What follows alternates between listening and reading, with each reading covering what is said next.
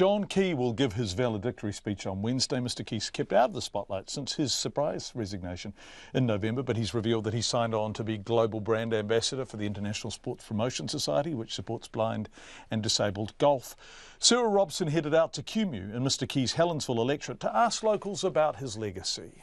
Oh, well, there's the obvious, isn't there? There's the ponytail pulling, there's the secret three-handed handshakes, there's those sort of things, but they're pretty superfluous, really, that sort of thing.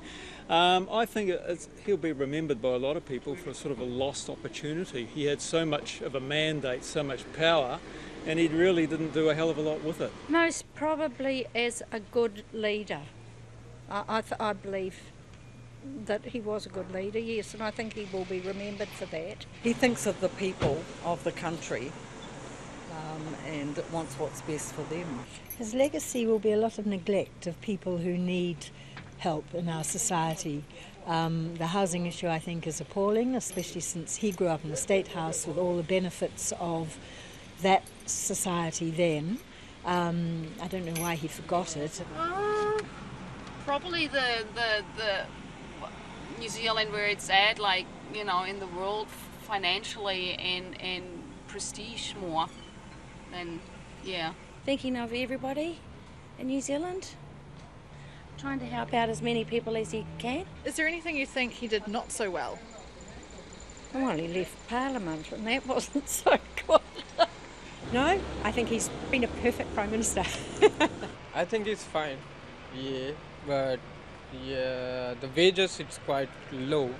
In New Zealand now problem is richer getting richer and poor getting poor.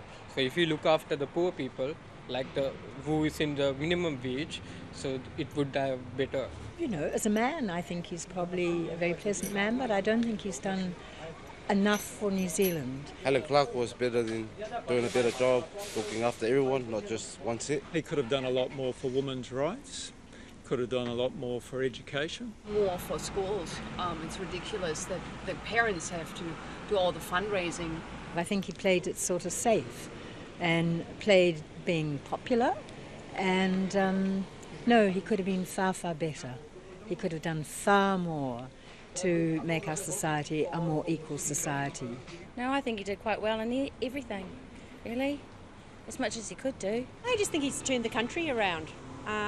You know, he went in at a bad time when we were going into a recession, and I just think the outcome has been amazing. And he was approachable. You could go up and talk to him. He made himself available when he could for the people. Yeah, I've found him good.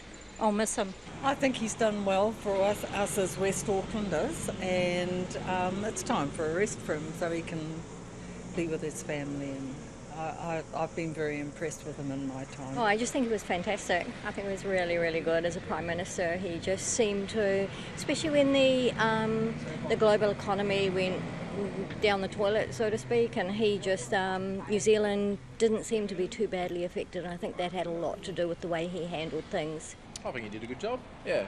I think he did well while he was in, and good luck to him and his family. I think, you know, he deserves to move on and have a good life, you know. Yeah. The people of Helensville talking to Sarah Robson.